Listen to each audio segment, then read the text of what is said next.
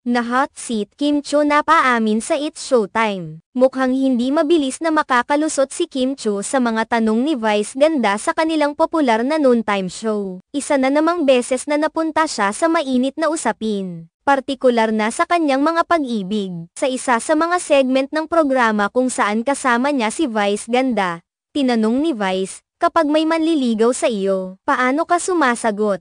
Agad na sumagot si Kim, na nagpaiyak sa mga manunood. Ngunit biglang nag-ingay ang buong studio sa prank na pangunahing tanong ni Vice Ganda tungkol sa huling nagliligawan kay Kim Cho, na tila ba sinusundan ang aktres. Ngunit, sa kabila ng lahat ng ito, nagpasya si Kim Cho na ngumiti lamang at hindi nagpahayag ng tunay na estado ng kanilang relasyon ni Paolo Avellino. Kasunod nito, hindi natuwa ang mga fans ni Kim Cho, na may iba't ibang reaksyon tungkol sa pangyayaring ito. Maraming nagpahayag ng pagkadismaya sa pagkakasangkot muli ni Kim sa ganitong uri ng usapan sa publiko. Sabi ng ilan, hindi raw ito nakakatulong sa imahe ng aktres bilang isang propesyonal at kagalang-galang na artista. Samantala, may ilan namang tumangkilik sa nangyari at nagbigay suporta kay Kim Cho. Anuman ang naging sagot niya, ayon sa kanila, bahagi ito ng kanyang trabaho bilang artista na harapin at sagutin ang mga tanong na ibinabato sa kanya sa harap ng kamera. Matagal nang kilala si Kim Cho sa industriya ng showbiz bilang isang magaling na aktres. Simula pa noong manalo siya sa isang sikat na reality show, patuloy siyang nagpapakitang gilas sa pag-arte at pagganap sa iba't ibang papel sa telebisyon at pelikula. Sa kabila ng mga kontrobersya at intriga,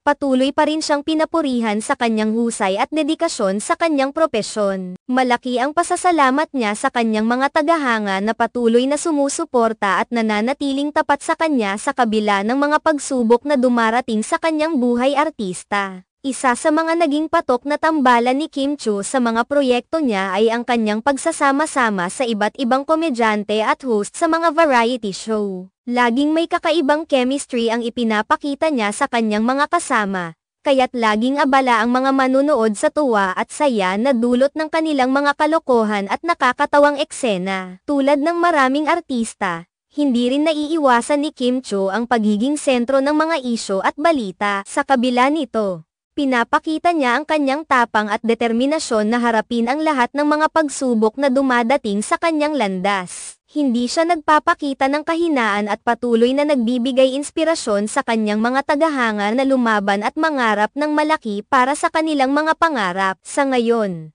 abala si Kim Cho sa kanyang mga proyektong pang-telebisyon at pelikula. Patuloy niyang pinapakita ang kanyang versatility at husay sa bawat proyektong kanyang ginagampanan. Malayo pa ang mararating ni Kim Cho sa kanyang karera, at patuloy ang kanyang pag-akyat sa mga hagdang inilalatag ng showbiz. Sa kabila ng mga pagsubok at mga pangyayaring kagaya nito, nananatiling matatag at positibo si Kim Cho. Patuloy siyang nag-aaral at nag-aayos ng kanyang mga kasanayan sa pag-arte at iba pang aspeto ng kanyang buhay. Isa siyang inspirasyon sa marami na patuloy na sumusubok at nagpupursige sa kanilang mga pangarap. Sa huli, ang buhay showbiz ay puno ng mga pagsubok at hamon.